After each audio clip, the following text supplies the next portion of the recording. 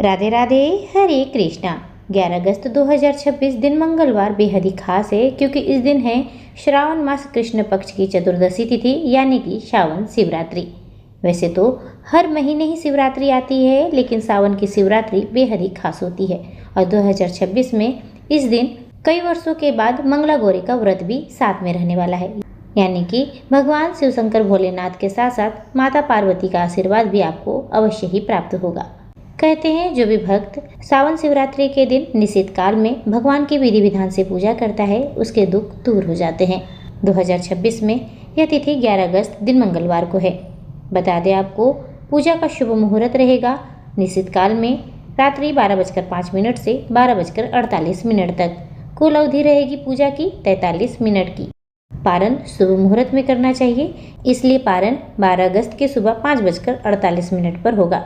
शिव का वास शमशान में रहेगा प्रातःकाल 1:52 पर और उसके बाद गौरी के साथ रहने वाला है। लेकिन मुसीबत तब आन पड़ती है जब किसी पूजा पाठ के दौरान मासिक धर्म यानी कि पीरियड आ जाए।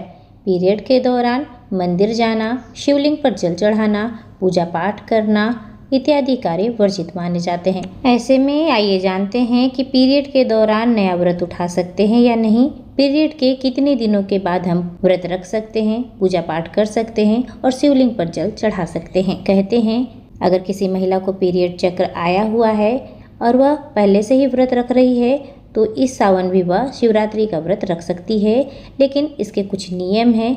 उन्हें पूजा पाठ से दूर रहना होगा। मंत्र का जाप आपको मानसिक रूप से करना है। व्रत कथा आप किसी मोबाइल के द्वारा या फिर किसी सहयोगी के द्वारा सुन सकते हैं। दान पुण्य का कार्य भी आप अपने नाम से किसी परिवार वालों के द्वारा करवा सकते हैं अथवा कुछ रुपए निकाल कर रख सकते हैं। जब आप शुद्ध हो जाएं तब आप उस पैसे को दान कर दें। लेकिन आपने कभी भी व्रत रखा ही नहीं है और पहली बार आपका मासिक चक्र आया हुआ है और ऐसे में आप व्रत रखना चाहते हैं तो यह व्रत मान्य नहीं होगा। आप इस साल भगवान से क्षमा याचना करें और अगले साल आप व्रत धारण कर लीजिएगा। अब बात कर लेते हैं कि पीरियड के कितने दिनों के बाद आप शिवलिंग की पूजा कर सकते हैं।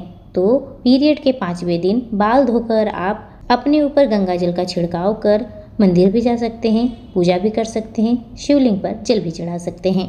लेकिन बता दें आपको कि हर महिला का पीरियड चक्र अलग अलग होता है। किसी का 3 दिन का, किसी का 5 दिन का अथवा किसी का 8 दिनों तक भी पीरियड चक्र चलता है।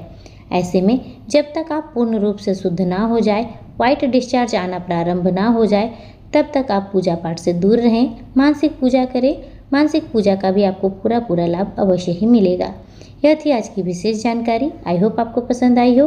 हर हर महादेव।